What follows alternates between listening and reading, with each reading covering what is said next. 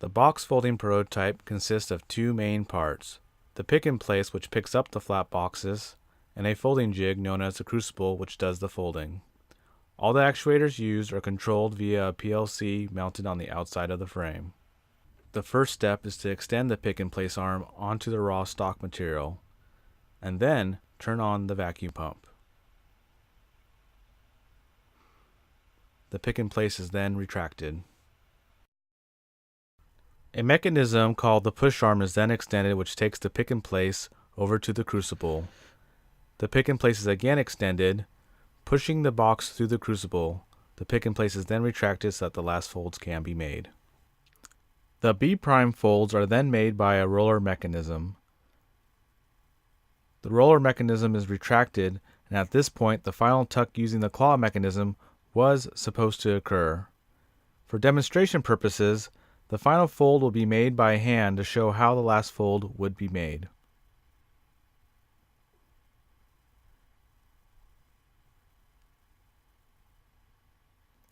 The box tops are retracted and the box drops. In a production machine, the box would drop onto a conveyor. For this senior project, a conveyor system was designed but not implemented because it was not necessary for the proof of concept for the prototype. Here's the box tops from a different angle. The box tops are actuated with a pneumatic double-acting cylinder. The pick and place and push arm features and challenges. The largest part of the prototype is the push arm, a double-acting cylinder that pushes the pick and place from the raw stock material to the crucible. The pick and place uses a single pneumatic double-acting cylinder with guides to perform the pick operation.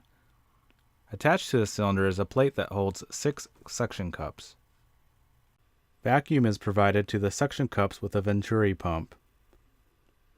The Venturi pump and the other pneumatics are actuated with 5 valves located on the manifold that is next to the push arm. The major challenge for the pick and place is alignment of the raw stock boxes. Misalignment of the table caused the box to not fold properly when placed into the crucible, resulting in a box jam. In slow motion, it can be seen the left side of the box fold first without breaking the tab, followed by the right side folding but with the tab breaking. When either tab is not broken, the box will not go into the crucible. The crucible features and challenges.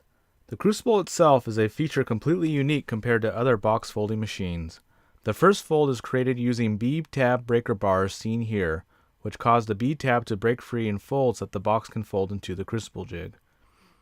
After the box is placed into the crucible and the pick and place is moved out of the way, the B' roller mechanism rolls in to make the B' folds. This has proved challenging as the box side is not rigid enough at the lower fold to provide enough moment to prevent the box side from pushing in, yet the box is too rigid at the B' fold so the B' fold cannot be made.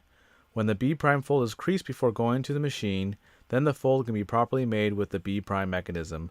If the team had more time, a redesign would be made either to hold the side of the box more rigid or crease the B' fold before going into the crucible.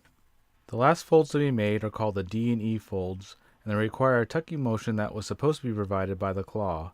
The claw has proved to be one of the most technically challenging aspects of the project due to the fact it has to make several folding motions at once.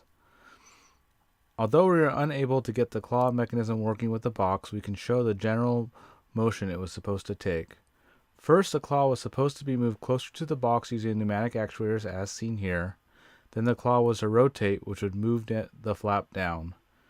The pneumatic actuators were then pulled back, tucking the flap with the claw and pressing the flap into place. Finally, the actuators were to be extended, the claw rotated back and out of the way, and then the claw moved back into its original position while the box was being released.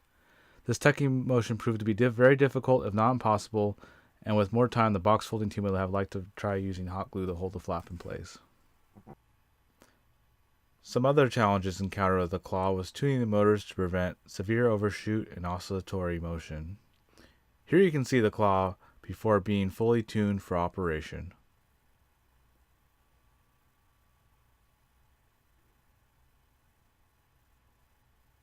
The electronics of the box folder.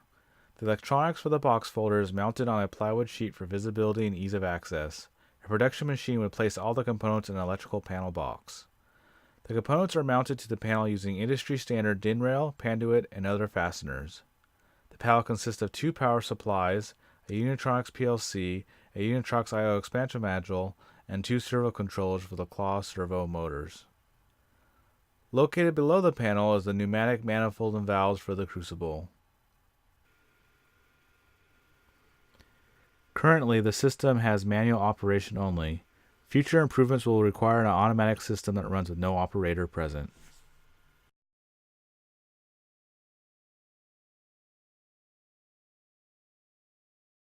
Lessons from the project.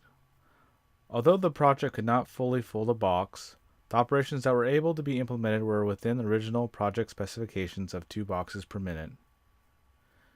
We learned from this project how to implement more complex pneumatic and mechanical systems and got hands-on practical experience of choosing actuators. We learned that using a higher safety factor when sizing motors is preferable, and we learned some of the complexities involved in sizing many components at the same time. What you see here is a result of several sizing iterations and several iterations on the prototype. With a few more iterations, we believe we could have gotten this box folded. We'd like to give a special thanks to Certainty for their sponsorship, especially Dan Arata and the mechanics. A big thank you also goes out to Bob Carey for helping us with the electrical.